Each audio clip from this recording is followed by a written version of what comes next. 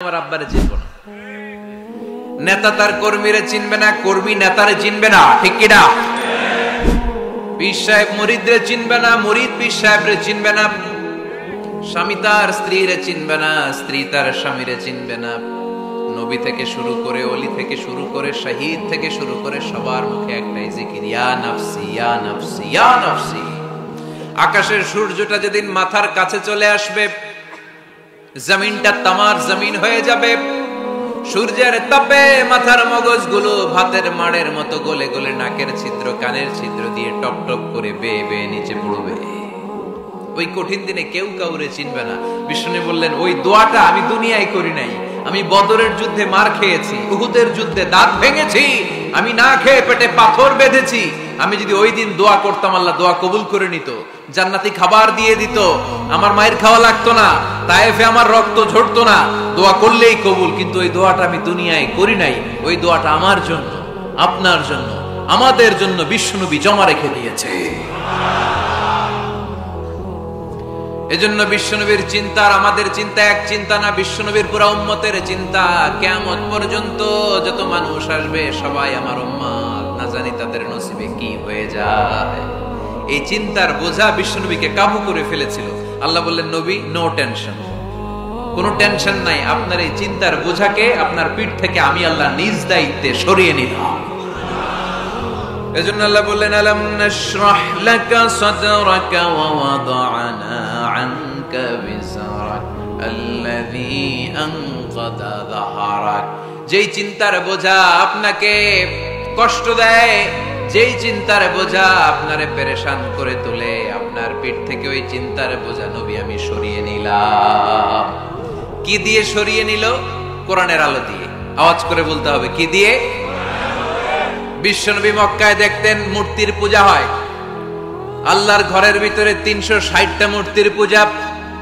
বিশ্বনবী দেখতে পেলেন দুর্বলের উপরে সবলের অত্যাচার, বিশ্বনবী দেখতে পেলেন নারীদেরকে অত্যাচার করা হয়। কন্যা সন্তান হলে বাবা তার মেয়েটাকে নিয়ে জঙ্গলের ভেতরে ঢুকে কিংবা মরুভূমির ভেতরে যে জীবিত দাফন করে দেয়। ওয়াইদাল মাউউদাতু সুইলাত ওয়াদুল বানাত। বিশ্বনবী এগুলো দেখতেন চারপাশে, দেখে এই পথহারা জাতিকে কিভাবে উদ্ধার করবেন, কি দিয়ে উদ্ধার করা যায়, এই টেনশনে বিশ্বনবীর পিঠ বাঁকা হয়ে গিয়েছিল। উপমা বাঁকা হয়ে গিয়েছিল, বিশ্বনবী সব সময় পেরেশান থাকতেন। আল্লাহ বললেন, নবী টেনশনের দরকার নাই, হেরা গুহায় এমন একটা নূরের আলো দিয়ে আমি আপনারে আলোকিত করব, যার মাধ্যমে সব পেরেশানি দূর হয়ে যাবে। আলাম নাশরাহ লাকা সাদরাকা ওয়া ওয়াদা'না আনকা বিজরাক আল্লাযী আনকাদা যাহরাক। আপনাকে পেরেশান বানিয়ে দেয় এরকম সব চিন্তার বোঝা আমি আল্লাহ সরিয়ে নিলাম। সুবহানাল্লাহ। দুইটা নেয়ামত শুনলাম, এবার 3 নম্বরের নেয়ামত আল্লাহ বললেন, ওয়া রাফা'না লাকা যিকরাক। এটা মুখস্থ করতে হবে আজকে, আমার সাথে সাথে পড়েন, ওয়া রাফা'না লাকা যিকরাক। সবাই বলেন নাই, পড়েন, ওয়া রাফা'না লাকা যিকরাক ওয়া রাফা'না লাকা যিকরাক। নবী হে, আপনার সম্মানকে আমি আকাশচুম্বী করেছি। I have dignified your status high and high, the highest peak. আপনার মর্যাদা উঠাতে উঠাতে আকাশ বাতাস ছাপিয়ে, সাত আকাশ কাঁপিয়ে আরশের উপরে নিয়ে গিয়েছে। আপনার মর্যাদা আমার পরপরই, স্রষ্টার পরে পুরো সৃষ্টিকুলের উপরে বিশ্বনবীর মর্যাদা আছে না নাই? এজন্য আল্লাহ বললেন, ওয়া রাফা'না লাকা যিকরাক। ও নবী, আপনার মর্যাদা সম্মান আমি আকাশচুম্বী করেছি। আপনার সুনাম, সুখ্যাতি, মান, মর্যাদা আমি গোটা বিশ্বে ছড়াইয়া দেব। এই আয়াত যখন নাজিল হলো, কাফেররা হাসতে শুরু করলো। কাফেররা বলে, মুহাম্মদ বেটা বলে কি, ও জানে বাঁচবি কিনা ওইটাই তো সন্দেহ। আমরা যেই ষড়যন্ত্র পাকাচ্ছি, ও জানে বাঁচবি কিনা সে এটাই সন্দেহ, তার নাম গোটা বিশ্বে ছড়াবে কি করে আমরা দেখে নেব। আল্লাহ বলেন, তোরা আমার নবীর সুনাম সুখ্যাতি ছড়ানোর ব্যাপারে বাধা তৈরি করবি, তোরা আমার নবীর ব্যাপারে অপপ্রচার চালাবি, তোদের অপপ্রচারকেই আমি আমার নবীর প্রচার মাধ্যম বানিয়ে দেব। তোরা করবি অপপ্রচার,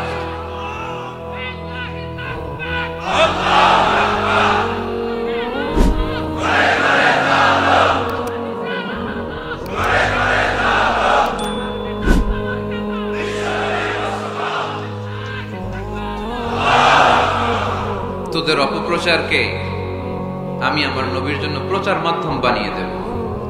এরকম অনেক সময় হয় না যে কেউ কেউ অপপ্রচার করে কারো বিরুদ্ধে, এটা তার জন্য প্রচার হয়ে যায়।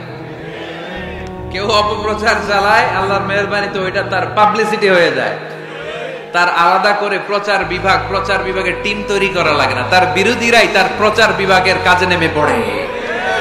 বিশ্বনবী বললেন আল্লাহ বললেন তোরা আমার নবীর সুনাম সুখ্যাতিকে থামাবি, তোদের মাধ্যমে আমি বিশ্বনবীর সুনাম সুখ্যাতি গোটা বিশ্বে বুলন্দ করে দেব।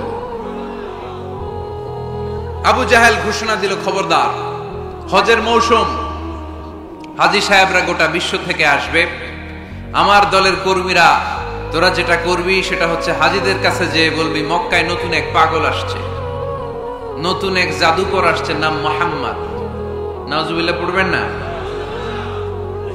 খবরদার হাজী সাহেবেরা, এই পাগলের কাছে যেও না। সব হাজীরা গোটা বিশ্ব থেকে এসে মক্কার মিনা প্রান্তরে তাঁবুর ভিতরে ঢুকেছে, আর আবু জাহেলের টিম মেম্বাররা সব তাঁবুর ভিতরে উকি মাইরা কয়, খবরদার, নতুন পাগল আইছে। সবাই কয় নাম কি? কয় মুহাম্মদ। নতুন পাগল এসেছে, নাম মুহাম্মদ। নতুন জাদুকর এসেছে, তার নাম মুহাম্মদ। খবরদার, তার কাছে যেও না, তার কথা শোনো না, শুনলে তোমরাও পাগল হয়ে যাবা, তোমরাও পাগল হয়ে যাবা। সে এত বড় জাদুকর, মুহাম্মদ সাল্লাল্লাহু আলাইহি ওয়াসাল্লাম এত বড় জাদুকর, তার জাদু দেখলে, তার কথা শুনলে হাজবেন্ড ওয়াইফের মধ্যে সম্পর্ক বিচ্ছিন্ন হয়ে যায়। সে এত বড় জাদুকর, তার কথা শুনলে বাবা আর ছেলের সম্পর্ক ছিন্ন হয়ে যায়। সে এত বড় জাদুকর, তার কথা শুনলে বন্ধু বন্ধু আলাদা হয়ে যায়। খবরদার হাজী সাহেবরা, তোমরা হজ করতে এসেছো করো, জমজমের পানি খাও আর খেজুর নিয়ে যাবা বাড়িতে, কিন্তু মুহাম্মদ সাল্লাল্লাহু আলাইহি ওয়াসাল্লামের কাছে যাওয়া যাবে না। আচ্ছা, আপনারা বুঝে শুনে উত্তর দেন। এই যে লক্ষ লক্ষ হাজী মিনার তাঁবুতে বসা, আর আবু জাহেলের লোকরা যে বলল নতুন জাদুকরের নাম মুহাম্মদ, তার কাছে যেও না, এই লক্ষ লক্ষ হাজীরা এর আগে জীবনেও মুহাম্মদ সাল্লাল্লাহু আলাইহি ওয়াসাল্লামের নাম শুনছে? তার মানে মুহাম্মদ সাল্লাল্লাহু আলাইহি ওয়াসাল্লামের নাম তাদের কানে পৌঁছে দেওয়ার দায়িত্ব আবু জাহেল নিজেই নিয়ে নিয়েছে। চিল্লায় এখন ঠিক কি না? প্রচার হয়ে গিয়েছে। আর সবাই মনে মনে ভাবে, কয় কি, এত বড় জাদুকর, হজ করি আর না করি, আরে না দেখা যাওয়া যাবে না। হজ তাড়াতাড়ি কোন রকম সাইরা এই জাদুকরের কাছে আগে যাব, দেখি কেমন জাদু দেখায়, দেখি কত বড় ম্যাজিশিয়ান, দেখি তো কত বড় পাগলের। কারণ আল ইনসানু হারিসুন আলা মা মুনিআ, মানুষকে যেটা নিষেধ করা হয় বেশি, মানুষ এটা করতে চায়। যদি বলি ওদিকে যাবি না, ওর বাপের কিরা ওদিকে যাবে, ঠিক কি না? এটা আমাদের স্বভাব, আমাদের খাসলা, আমাদের বৈশিষ্ট্য, যেটা আমাদেরকে নিষেধ করা হয় বেশি, ওটা করতে মন চায়। সব হাজিরা মনে মনে ভাবলো আমরা যাব। তোরা যতই বলিস না কেন, যাব, হজের পরে অবশ্যই যাব। দেখা গেল হজের পরে বিশ্বনবী মুহাম্মদুর রাসূলুল্লাহ সাল্লাল্লাহু আলাইহি ওয়াসাল্লামের বাড়ির সামনে বিশাল বড় গ্যাদারিং শুরু হয়েছে। সবাই লাইন ধরে দেখা করতে গেছে। দেখা করতে যে বিশ্বনবীর চেহারা দেখে প্রথম নজরই সব পাগল। চাঁদের চেয়ে সুন্দর তুমি নবী আমার কামলিওয়ালা, চাঁদের চেয়ে সুন্দর তুমি নবী আমার কামলিওয়ালা, দুজ তুমি প্যারা নবী সাল্লে আলা, দু জাহানের বাদশাহ তুমি প্যারা নবী সাল্লে আলা, চাঁদের চেয়ে সুন্দর তুমি নবী আমার কামলিওয়ালা। সুবহানাল্লাহ পড়েন। এত সুন্দর চেহারা, বিষ্ণু ঈসা ইসলামের চেহারার মতো এরকম চেহারার মানুষ পৃথিবীতে আছে? দ্বিতীয়টা, অনেকে বলে সাইয়েদনা ইউসুফ আলাইহিস সালামের চেহারা নাকি বেশি সুন্দর। সুন্দর ঠিক, কিন্তু আমার নবীর চাইতে বেশি নয়। বিষ্ণু বলতেন আনা মালিহুন ওয়া আখি ইউসুফু সাবিহুন, আমার ভাই ইউসুফ হচ্ছে সাবিহ, সাবিহ মানে সাদা সুন্দর ধবধবে, আর আমি হচ্ছে মালিহ, মালিহ মানে এসেছে মিলহান থেকে, মিলহান মানে লবণ, মানে লাবণ্যময় সুন্দর। আমার ভাই ইউসুফ নবী সাদা সুন্দর, আমি লাবণ্যময় সুন্দর। কোনটার দাম বেশি? লাবণ্যময় সুন্দরের দাম বেশি। সাইয়েদনা ইউসুফ আলাইহিস সালামের চেহারা দেখে মিশরের মেয়েরা লেবু কাটতে যে বা কমলা কাটতে যে, আনার কাটতে কমলা কাটতে যে আঙ্গুল কেটে ফেলেছিল, কোরআন তার সাক্ষী। ওয়াকাত্তা'না আইদিয়াহুম।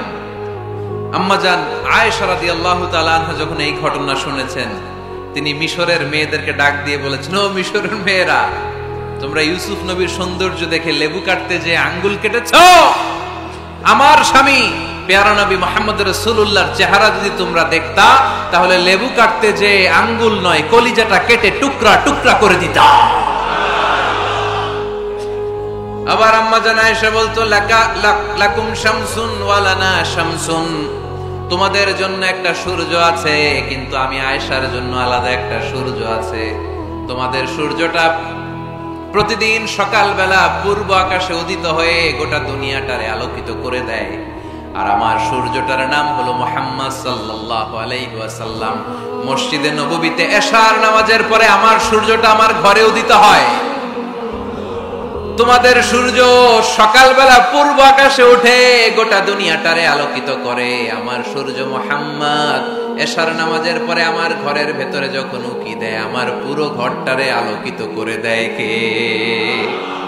এত সুন্দর চেহারা ছিল, ওনার চেহারার নূর দিয়ে হারানো সুই খুঁজে পেয়েছে বিশ্বনবীর স্ত্রীরা। চিল্লায় করে আল্লাহু আকবার। বিশ্বনবীর চেহারা সৌন্দর্যের সাথে কারো সৌন্দর্যের কোনো মিল হবে? No comparison with our beloved prophet Muhammad sallallahu alayhi wasallam. Whether it's the fitness, whether it's the appearance, whether it's the status, no comparison with our prophet.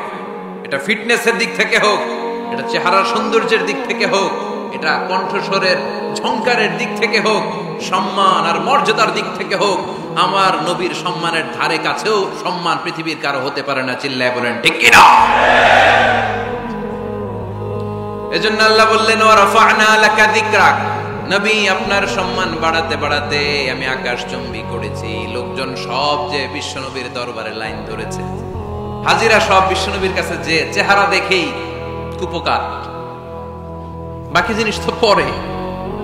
অনেকে আছে না, চেহারা দেখলেই মানুষ পাগল হয়ে যায়, আছে না নাই? চেহারা দেখেই পাগল, চেহারা দেখেই পাগল। তারপর তারা মিলাতে লাগলো। মিনার তাবুতে আবু জাহেলের কর্মীরা ঘোষণা দিয়েছিল, এলাকায় মুহাম্মদ নামে পাগল এসেছে। তারা মিলায়ে দেখে না, এই মহামানব কোনোদিন পাগল হতে পারে না, কারণ পাগলের চুলগুলো থাকে উস্কো খুস্কো, ঠিক কিনা? আমার নবী সাল্লাল্লাহু আলাইহি ওয়াসাল্লামের চুল উস্কো খুস্কো ছিল?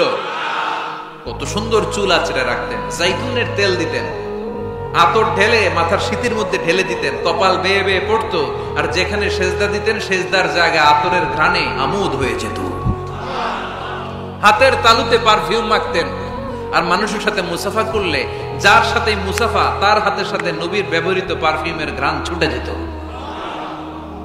এত পরিচ্ছন্ন ছিলেন তারা। বিশ্বনবীর চেহারার সাথে আবু জাহেলের বক্তব্যের মিল খুঁজে পায় না। তারা বলে, না, এই লোক কখনো পাগল হতে পারে না।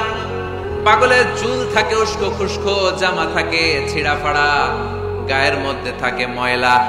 পাগল কখনো দাঁত মাজে না, কিন্তু বিশ্বনবীর মুচকি হাসির ফাঁক দিয়ে দাঁতের দিকে তাকালে মানুষগুলো সব পাগল হয়ে যায়।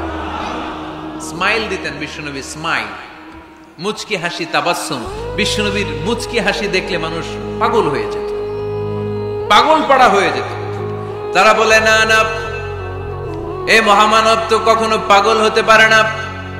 আবার মিলাতে লাগলো। আবু জাহেলের কর্মীরা বলেছিল এটা নাকি বড় জাদুকর, কিন্তু তারা বলে, না না, এই অসাধারণ লোকটা জাদুকর হতে পারে না, সে তো কোনো মন্ত্র পড়ে না। জাদু করার জন্য মন্ত্র পড়ার দরকার আছে না নাই? বিষ্ণুনবী কি মন্ত্র পড়তো? বিষ্ণুনবী কি পড়ে শোনাতো? চিল্লায় বলেন, কি পড়ে শোনাতো? কোরআন শোনাতো। এত সুন্দর কণ্ঠ ছিল বিশ্বনবীর, পাগল হয়ে যেত মানুষ শুনতে শুনতে, পাগল পাড়া হয়ে যেত, বিমুগ্ধ হয়ে যেত। তারা সবাই বলতে আরম্ভ করলো, আবু জাহেল তুমি মিথ্যাবাদী, তবে তোমাকে ধন্যবাদ এরকম একটা মানুষের সাথে পরিচয় করিয়ে দেওয়ার জন্য। সুবহানাল্লাহ কইলেন না? আমরা মেনে নিতে পারলাম না সে পাগল নয়, জাদুকর নয়, সে হলো এই জামানার পয়গম্বর। আমরা পড়ে নিলাম লা ইলাহা ইল্লাল্লাহু মুহাম্মাদুর রাসূলুল্লাহ। সাল্লাল্লাহু আলাইহি ওয়াসাল্লাম। ওয়া রাফা'না লাকা যিকরাক, নবী হে এইভাবে আমি আপনার সম্মানকে বাড়িয়েছি। হাইসুমা যুকিরতু যুকিরতা মাই, নবী যেখানে আমার নাম নেওয়া হবে আমার পর আপনার নামও নেওয়া হবে। পড়েন সুবহানাল্লাহ। যেখানে আমার আল্লাহর নাম তারপরে আমার নবীর নাম আছে না নাই? কালিমার ভেতরে লা ইলাহা ইল্লাল্লাহ আমার আল্লাহর নাম শোভা পায়, তারপরে মুহাম্মাদুর রাসূলুল্লাহ দ্বিতীয় বাক্যে আমার নবীর সুন্দর নামটা আছে না নাই? কালেমার মধ্যে প্রথমে আল্লাহর নাম, তারপরে নবীর নাম। হাইসুমা যুকিরতু যুকিরতা মাই, নবী কিভাবে আপনার মর্যাদা আমি বাড়াবো জানেন? যেখানেই আমি ওইখানেই আপনি, যেখানে আমার নাম নেওয়া হবে তারপরেই সৃষ্টিকুলের মধ্য থেকে শুধু আপনার নাম নেওয়া হবে। সুবহানাল্লাহ পড়েন। আপনার উম্মতেরা গোটা বিশ্বে সালাত আদায়ের জন্য আজান দিবে, আজানের প্রথম 4 বাক্যে আমি আল্লাহর বড়ত্ব আল্লাহু আকবার, তারপরের 2 বাক্যে আমি ছাড়া কোনো ইলাহা নাই এটার সাক্ষ্য দেয়া হবে, তারপরের 2 বাক্যে সবাই সাক্ষ্য দিতে বাধ্য আপনি ছাড়া দুনিয়ায় আর কোনো শেষ রাসূল নাই। তার মানে আজানের মধ্যেও আমার আল্লাহর নামের পরে আমার নবীর নাম আছে না নাই? এরপর আমরা একামত দিয়ে জামাত শুরু করি। এই জামাতের আগে যে একামতটা দেই, এই একামতেও আল্লাহর নামের পরে আমার নবীর নামটা আছে না নাই? আল্লাহু আকবার, আল্লাহু আকবার,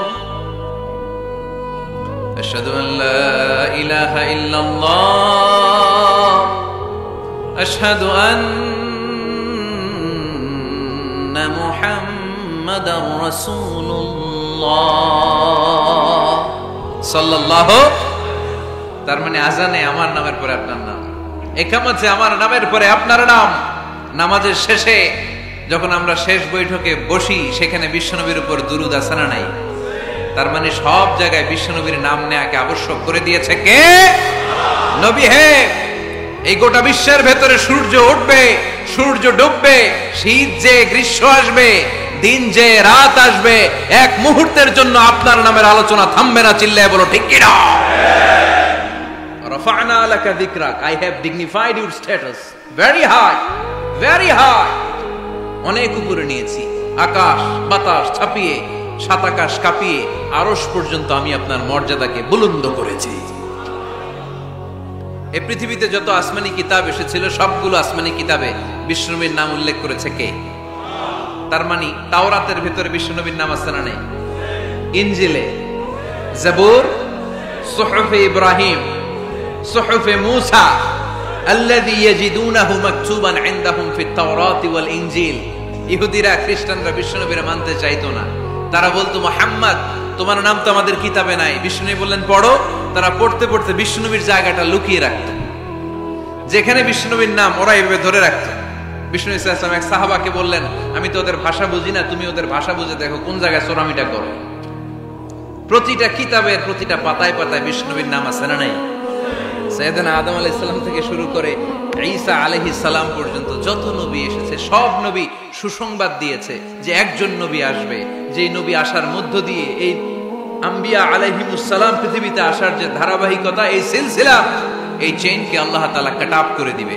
সাইয়েদনা আদম তার বংশধরদেরকে বলেছে, নূহ আলাইহিস সালাম তার প্রজন্মকে বলেছে, ইব্রাহিম আলাইহিস সালাম তার জেনারেশনকে বলেছে, মূসা আলাইহিস সালাম বনি ইসরাইলকে শুনিয়েছে। সর্বশেষ সাইয়েদনা ঈসা আলাইহিস সালাম এসে বলেছে, ইয়াতি মিন বাদি ইসমুহু আহমদ, আমার পরে এমন এক নবী আসবে তার নাম, চিল্লায় বলেন, আহমদ বড় বিশ্বস্ত, সে কোন বন্ধু বলো বেশি বিশ্বস্ত,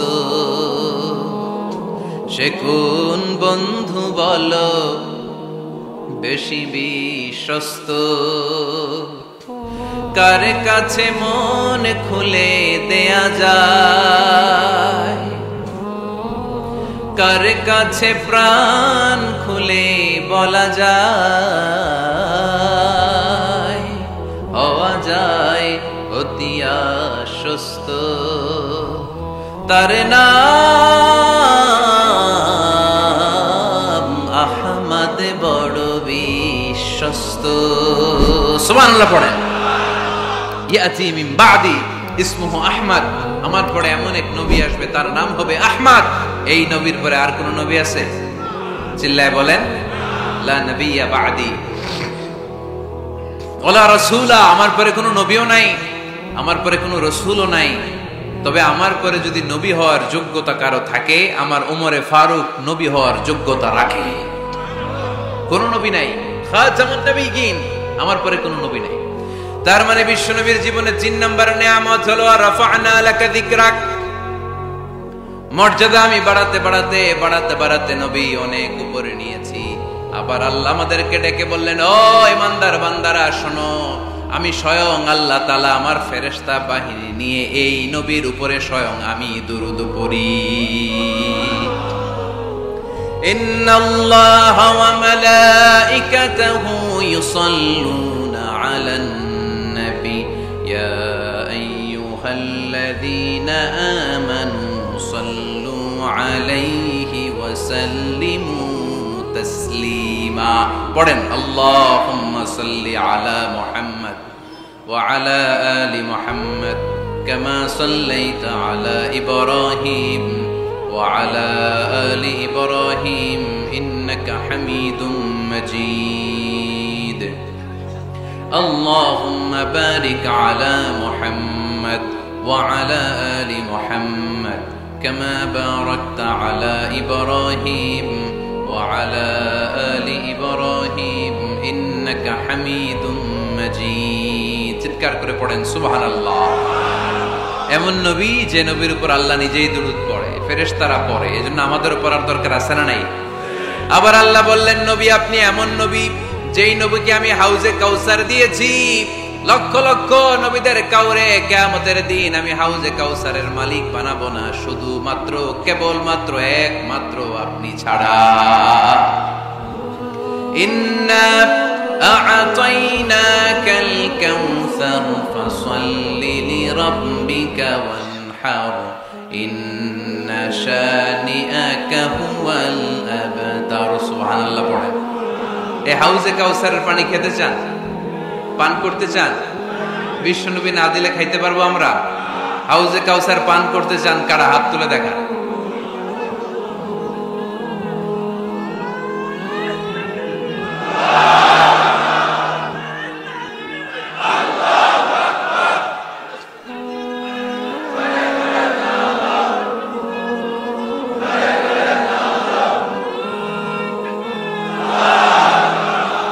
আহলা মিনাল আসাল, হাউজে কাউসারের পানি মধুর চেয়েও মিষ্টি। আবরাদু মিনাস সাল, বরফের চাইতেও ঠান্ডা। আবিয়াদু মিনাল লাবান, দুধের চাইতেও সাদা। মান শারিবা মিনহা শারবাতান লাম ইয়াজমা আবাদা, এক ঢোক হাউজে কাউসারের পানি যে খাবে চিরকালের জন্য তার গলার তৃষ্ণা মিটে যাবে। ওই হাউজে কাউসার বিশ্বনবীকে দিয়ে বিশ্বনবীর মর্যাদা বাড়িয়েছে কে? আবার আল্লাহ বললেন, নবী পৃথিবীর অনেক নবীকে আমি নৈতিক বিজয় দান করেছি, কিন্তু সবাইকে আমি রাজনৈতিক বিজয় দান করি নাই। আপনাকে আমি এমন নবী করে দুনিয়ার বুকে পাঠিয়েছি, আপনাকে আমি নৈতিক বিজয় দান করেছি, পাশাপাশি রাজনৈতিক বিজয় দান করেছি। সুবহানাল্লাহ। বিশ্বনবী একাধারে যেমনি মসজিদে নববীর ইমাম ছিলেন, পাশাপাশি মদিনার রাষ্ট্রের প্রেসিডেন্ট ছিলেন, ঠিক কিনা? তার মানে ইমাম বা নেতা এমন হওয়া দরকার যে নামাজও পড়াতে পারে, আবার সমাজও শাসন করতে পারে, ঠিক কিনা? এমন নেতার দরকার আছে না নাই? এজন্য বিশ্বনবী বললেন, রব্বি আদখিলনি মুদখালা সিদকিন ওয়া আখরিজনি মুখরাজা সিদকিন ওয়াজআলনি মিন লাদুনকা সুলতানান নাসীরা। ও আল্লাহ, আপনি আমারে সত্যতার সাথে মক্কায় রাখেন, বের করলেও সত্যতার সাথে বের করেন, আর আপনি আমাকে বিজয়ী শক্তি দান করেন। বিজয়ী শক্তি, রাজনৈতিক শক্তি বিশ্বনবী আল্লাহ তাআলার কাছ থেকে দোয়া করে চেয়ে নিয়েছেন। চিল্লায় বলেন ঠিক কিনা? রাজনৈতিক শক্তির দরকার আছে না নাই? দরকার আছে। তা আস্তে করে বললেন কেন? রাজনৈতিক শক্তি থাকার দরকার আছে না নাই? দেখেন, বাংলাদেশ সৃষ্টি হয়েছে কত সালে বলেন? কত সাল? বাংলাদেশের বার্থডে কবে? 1971-এ। এই 71 সালের পর থেকে আমাদের বাংলাদেশে সুদ আছে না নাই? কিন্তু সুদের বিরুদ্ধে ওয়াজ আছে না নাই? আলেম ওলামারা আজীবন সুদের বিরুদ্ধে ওয়াজ করছে। আমরা ওয়াজ আগে করতাম, এখন করতেছি, সামনেও করব, মাগার সুদ মরবে না। এর কারণ যেটা আইন করে প্রণয়ন করা হয় ওইটা ওয়াজ করে মারা যায় না, ওইটারে আইন করে নষ্ট করতে হয়। চিল্লায় বলেন ঠিক কিনা? আমি সারা জীবন সুদের বিরুদ্ধে ওয়াজ করলে সুদ যাবে না, কিন্তু দেশনেত্রী মাননীয় প্রধানমন্ত্রী যদি কালকে ঘোষণা দেয় বাংলাদেশের কোন ব্যাংকে ব্যাংকিং ফিনান্সিয়াল ট্রানজাকশনে কোনো সুদ চলবে না, তার পরের দিন থেকে বাংলাদেশে কোনো সুদ থাকবে না। চিল্লায় বলেন ঠিক কিনা? এজন্য সাইয়েদনা ওমর ফারুক বলতেন, ইন্নাল্লাহা লা ইয়াযাউ বিল কুরআন মা ইয়াযাউ বিস সুলতান। আল্লাহ মাঝে মাঝে ক্ষমতার মাধ্যমে এমন কিছু করে যেটা আল্লাহ কোরআনের মাধ্যমেও করে না। চিল্লায় বলেন ঠিক কিনা? কালকে যদি ঘোষণা হয়ে যায় 5 ওয়াক্ত নামাজ যদি না পড়া হয় 5 বেদ। কয় বেদ? চেয়ারম্যান না পড়লে চেয়ারম্যানের পিছনে 5 বেদ, এমপি না পড়লে এমপির পিছনে 5 বেদ। কথা বলেন? মাননীয় প্রধানমন্ত্রী যদি এটা ঘোষণা দিয়ে দেয় যে কালকে থেকে নামাজ না পড়লে 5 বেদ, এটা সবার জন্য এই আইন। একটা বেনামাজি খুঁজে পাওয়া যাবে? সব কই দৌড়াবে? মসজিদে ওযু থাকলেও দৌড়, না থাকলেও দৌড়। কারণ মায়ের উপরে কোনো ওষুধ আছে? কথা বলেন? কারণ মায়েরে ভিটামিন আছে, মায়েরে কি আছে? এজন্য ইন্নাল্লাহা লা ইয়াযাউ বিল কুরআন মা ইয়াযাউ বিস সুলতান। মাঝে মাঝে আল্লাহ ক্ষমতা দিয়ে এমন কিছু করে যেটা মাঝে মাঝে আল্লাহ কোরআন দিয়েও করে না। এজন্য অনেক নবীকে নৈতিক বিজয় দান করলো, বিশ্ব নবীকে শুধু নৈতিক বিজয় নয়, পাশাপাশি রাজনৈতিক বিজয়ও দান করেছে কে?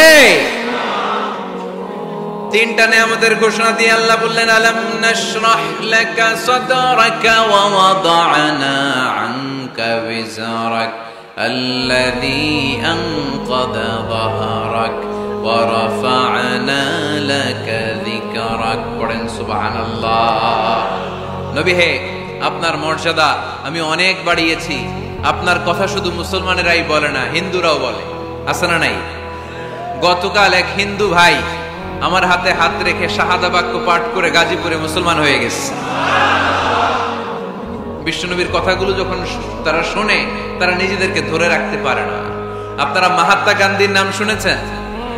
তিনি ভারতের অবিসংবাদিত নেতা। বিশ্বনবীর ব্যাপারে কমেন্ট করেছেন যে এরকম নেতা পৃথিবীতে আর দ্বিতীয়টা কখনো হবে না। মহাত্মা গান্ধী কি মুসলমান না হিন্দু? গোটা বিশ্বের খ্রিস্টানরা বিশ্বনবীকে নিয়ে এখন মাতোয়ারা। মাইকেল এইচ হার্ট, খ্রিস্টান, একটা বই লিখে গোটা বিশ্ব কাঁপিয়েছেন, দি 100 ranking of the most influential people and person in the world. পৃথিবী কাঁপানো 100 জন মনীষীর জীবনী নিয়ে একটা বই তিনি করেছেন। এই 100 জন মনীষীর জীবনীর মধ্যে যাকে নাম্বার 1 তিনি করেছেন, তিনি হচ্ছেন আমার নবী, আপনার নবী, প্যারা নবী, বিশ্বনবী মুহাম্মদুর রাসূলুল্লাহ সাল্লাল্লাহু আলাইহি ওয়াসাল্লামের। মাইকেল এইচ হার্ট কি মুসলমান? সে একজন খ্রিস্টান। তার মানে ওয়া রাফা'না লাকা যিকরাক, বিশ্বনবীর সম্মান শুধু আমাদের মুখ দিয়ে প্রচারিত হয় না, ইহুদি, খ্রিস্টান, বৌদ্ধদের মাধ্যমেও বিশ্বনবীর সম্মানকে বাড়িয়ে দিচ্ছে কে? I have studied him, the wonderful man, in my opinion, far from being antichrist, and he must be called the savior of humanity. খ্রিস্টানরা বলছে আমরা এই মুহাম্মাদের জীবনী গবেষণা করে পড়েছি, তাকে খ্রিস্টান বিরোধী বলা তো দূরের কথা, তাকে মানবতার ত্রাণকর্তা বলতে হবে। তিনি গোটা বিশ্বের জন্য সুপারম্যান হয়ে পৃথিবীতে এসেছে। As a father, as a teacher, as a lawgiver, as a lawmaker, Muhammad is the superman of the world. স্বামী হিসেবে, পিতা হিসেবে, নেতা হিসেবে, নবী হিসেবে মুহাম্মদ ইসলাম সাধারণ কোনো মানুষ নয়, তিনি গোটা বিশ্বের জন্য সুপারম্যান হয়ে পৃথিবীতে আগমন করেছে। ওয়ারাফা'না লাকা যিকরাক। নবী, দুশ্চিন্তা করবেন না, টেনশন করবেন না, আমি আপনার সম্মানকে বাড়িয়ে দেব। এই তিনটা নিয়ামতের বর্ণনা সূরা ইনশিরাহের ভিতরে বর্ণনা করলেন কে? এরপরে রব্বুল আলামিন বিশ্বনবীকে নিয়ামতের বর্ণনার ঘটনা শুনিয়ে বিশ্বনবীকে সান্ত্বনা বাণী শোনাচ্ছেন আর পড়ছেন, ফা ইন্না মাআল উসরি ইউসরান, ইন্না মাআল উসরি ইউসরা। নবী গো, নিশ্চয়ই কষ্টের পরে আছে আনন্দ, দুঃখের পরেই আছে সুখ। সুবহানাল্লাহ। কষ্টের পরে আনন্দ, দুঃখের পরে। The struggle isn't permanent in our life. দুঃখ কষ্ট এটা আমাদের জীবনে পার্মানেন্ট না, এটা সাময়িক। আচ্ছা আওয়াজ করে উত্তর দেন তো, এক বছরে কয়দিন আপনাদের ফরিদপুরে? কয়দিন? 365 দিন।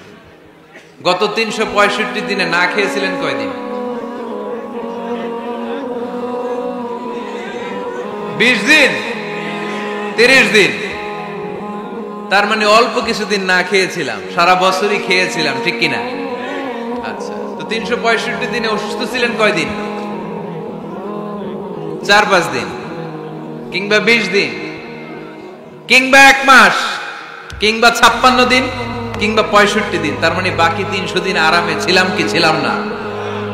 তার মানে আমাদের জীবনে দুঃখ বেশি না আনন্দ বেশি? সুখ বেশি না কষ্ট বেশি? এজন্য আল্লাহ বললেন, খবরদার, মুমিন কখনো হেরে যায় না। মুমিনের হারাবার কিছু নাই।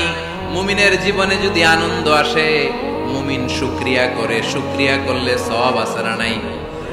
আর মুমিনের জীবনে যদি দুঃখ আসে, মুমিন সবর করে, ধৈর্য ধরে, ধৈর্যেও সওয়াব আছে না নাই? তাহলে আমাদের সব দিক দিয়েই তো লাভ। আনন্দের দিনগুলাতে শুকরিয়া করব, আর দুঃখের দিনগুলাতে ধৈর্য ধরবো, দুইটার মধ্যে সওয়াব আছে না নাই? এজন্য বিশ্বনবী বললেন, আজাবান লি আমরিল মুমিন, মুমিনের বিষয়টা খুবই আশ্চর্যের। ফাইন আসাবাতহু সাররাউন শাকারা, মুমিন যদি আনন্দে থাকে সে শুকরিয়া করে, শুকরিয়া করলে লাভ আছে না নাই? ওয়াইন আসাবাতহু দাররাউন সাবারা, আর দুঃখে পড়লে সে সবর করে, ধৈর্য ধরে, ধৈর্য ধরলে সওয়াব আছে না নাই? তার মানে আমাদের হারাবার কিছু আছে। মাঝে মাঝে আল্লাহ আমাদেরকে দুঃখ কষ্ট দিয়ে পরীক্ষা করতে চান, এগুলো আমাদের জন্য খারাপ নয়। এই দুঃখ কষ্ট বিপদ আমাদের কোমরকে সোজা করে, আমাদের পায়ের মাটিকে শক্ত করে, চিল্লায় বলেন ঠিক কিনা? প্রতিকূল পরিবেশে কিভাবে বাঁচতে হয় এই দুঃখ কষ্ট আমাদেরকে শেখায়। এজন্য মুমিন বান্দার বৈশিষ্ট্য হচ্ছে দুঃখ কষ্ট বেদনা জ্বালা এগুলোতে সে আপসেট হয় না, সে হাল ছেড়ে দেয় না, সে ভরসা রাখে একজনের উপর, চিল্লায় বলতে হবে তিনি কে? কারণ মুমিন জানে রাত্রি যত গভীর হয়, অন্ধকার তমানিসা ভেদ করে সুবহে সাদিক হয়। মুমিন জানে গর্ভবতী নারীর পেটের ব্যথা যেই দিন বাড়তে থাকে, ওই দিনই নতুন মেহমান আগমনের সময় ঘনাতে থাকে। মুমিন জানে তার জীবনে দুঃখ কষ্ট বিপদ যত বাড়তে থাকে, সুখের দিন কাছে আসতে থাকে। এজন্য মুমিনের হারাবার কিছু নেই। ফা ইন্না মাআল উসরি ইউসরা, ইন্না মাআল উসরি ইউসরা। নবী হে, কষ্টের পরেই আছে আনন্দ, দুঃখের পরেই আছে সুখ। আপনি সমস্যায় পড়েছেন, ওই সমস্যার সমাধানও আছে না নাই? এই পৃথিবীতে এমন কোন সমস্যা আছে যেটা সমাধান নাই? কথা বলেন। সমস্যা তৈরি করেছে কে? আবার সমাধানও দিয়েছে কে? Allah doesn't create a lock without its key. Allah কখনো চাবি না বানাইয়া ওইটার তালা বানায় নাই। কথা কর। তালাও যেহেতু আছে, ওই তালার চাবিও বানিয়েছে কে? মা আনজালাল্লাহু দাআন ইল্লা আনজালাল্লাহু লাহু শিফা। আল্লাহ দুনিয়ায় এমন কোন রোগ পাঠায় নাই যেই রোগের ঔষধ বানায় নাই, এমন কোন রোগ নাজিল করে নাই যেই রোগের কোন চিকিৎসা বানায় নাই, হয়তো সেটা আবিষ্কার হয় নাই। অনেকে ক্যান্সারের কথা বলতে পারেন যে হুজুর ক্যান্সার এমন রোগ, এই ক্যান্সার তার নাই কোনো অ্যানসার, কিন্তু বিজ্ঞানীরা বলতেছে এটারও অ্যানসার আবিষ্কৃত হচ্ছে। সুবহানাল্লাহ কইবেন না? কিছু কিছু ক্ষেত্রে হয়েও গিয়েছে।